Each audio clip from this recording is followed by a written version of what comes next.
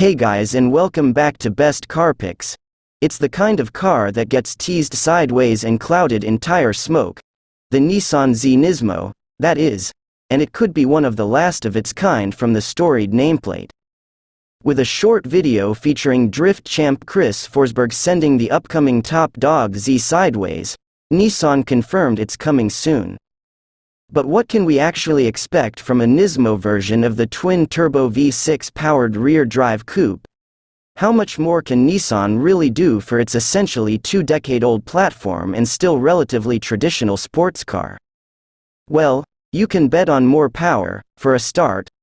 The Nismo version of the naturally aspirated, VQ Bent 6-powered 370Z had 253 kilowatts and 371 Nm, are 8 kilowatts and 8 Newton meters over the standard, though with the Z's boosted engine and its 298 kilowatts, 475 Newton meters outputs, there's probably space for a bigger jump this time.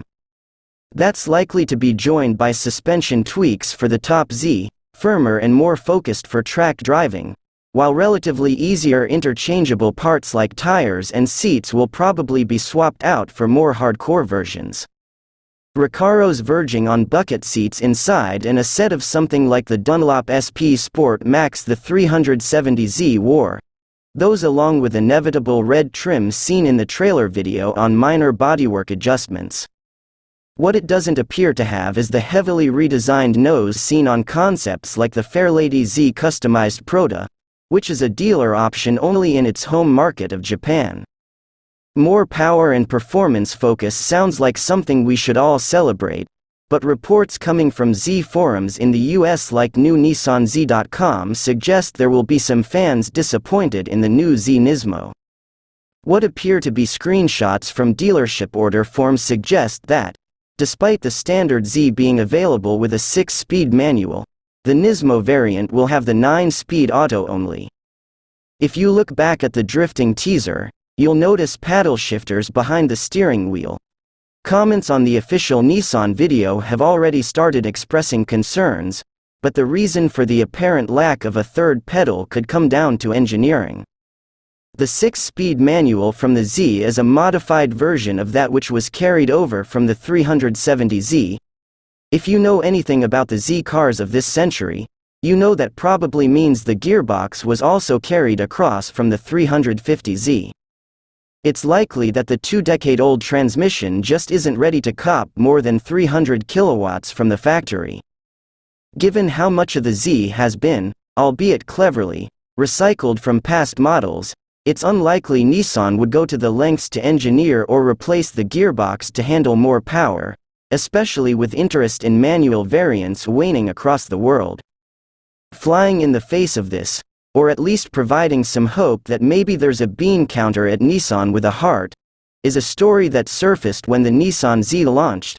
That Nissan product planning manager and brand guardian for Nismo Hiroshi Tamura duped his superiors into believing excluding a manual gearbox would be market suicide for the Z. The story goes that Tamura, who's essentially Mr. GTR and Mr. Z for the modern era, told his bosses during a slideshow pitching the new Z that 40% of 370Z sales had been manual, and there was an almost immediate acceptance that a manual option was necessary. Tamura, while leaving it in very fine print on the slide, didn't explicitly mention the 40/60ths gearbox split was for the Nismo variant only, and thus the new Z ended up with a manual option the accountants probably would have left on the shelf if given the choice. Of course, the fact that sales split was for the Nismo version of the 370Z is only more relevant now that it's the Z Nismo's manual future in doubt.